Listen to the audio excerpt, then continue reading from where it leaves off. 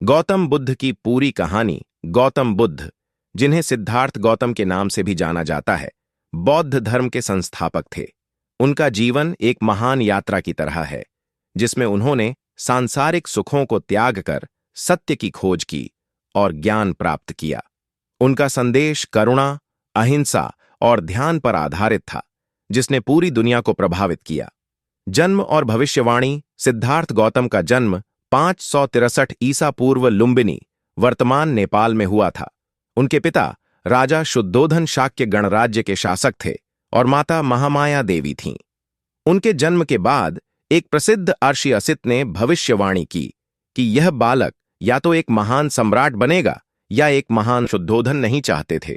उनका विवाह यशोधरा नामक राजकुमारी से हुआ और उनके पुत्र राहुल का जन्म हुआ।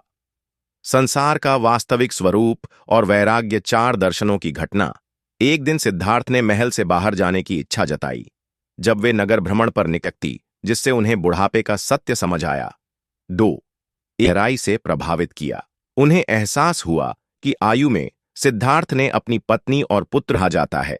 ज्ञान की खोज और उद्दक रामपुत्र से ध्यान 6 वर्षों की कठिन साधना के बाद वे गया बिहार पहुंचे और एक पीपल के वृक्ष, बोधि वृक्ष के नीचे ध्यान में बैठ गए। उन्होंने संकल्प लिया, जब तक मैं सत्य को नहीं जान लूंगा, यहां से नहीं उठूंगा। आत्मज्ञान की प्राप्ति। 49 दिनों के गहरे ध्यान के बाद पूर्णिमा की रात को उन्हें आत्मज्ञान प्राप्त हुआ। वे बुद्ध बन गए। जागृत व्यक्ति।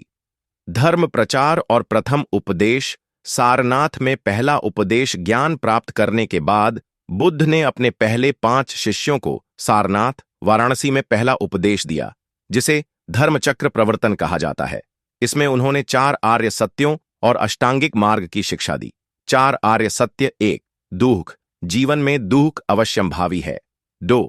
दुख का कारण इच्छाएं और तृष्णाएं दुख का कारण है। 3. दुख का निवारण। इच्छाओं का त्याग करके दुख समाप्त किया जा सकता है। 4. दुख निवारण का मार्ग, अष्टांगिक मार्ग का पालन करना। अष्टांगिक मार्ग। 1. सम्यक दृष्टि, सही दृष्टिकोण रखना। 2. सम्यक संकल्प, सही विचार अपनाना। तो सम्यक वाणी, सच बोलना और अहिंसा अपनाना। 4. सम्यक कर्म, अच्छे कार्य करना। 5. सम्यक आजीविका, सही तरीके से जीवन यापन करना। 6. सम्यक प्रयास, बुरी आदतों से बचना। 7. सम्यक स्मृति, अपने कार्यों के प्रति जागरूक रहना। 8. सम्यक समाधि, ध्यान और आत्मसंयम अपनाना। बुद्ध का समाज सुधार और प्रचार। बौद्ध संघ की स्थापना। बुद्ध ने अपने शिष्यों के लिए बौद्ध संघ की स्थापना की, जिसमें पुरुष और महिलाएं दोनों दीक्षा ले सकते थे। उन्होंने सामाजिक भेदभाव को समाप्त किया और सभी जातियों के लोगों को अपने संघ में शामिल किया। प्रमुख शिष्य।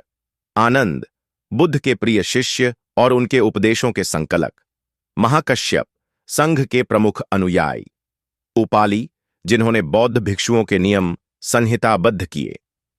अंगुलिमाल, एक हत्यारा जो बुद्ध के उपदेशों से परिवर्तित हो गया।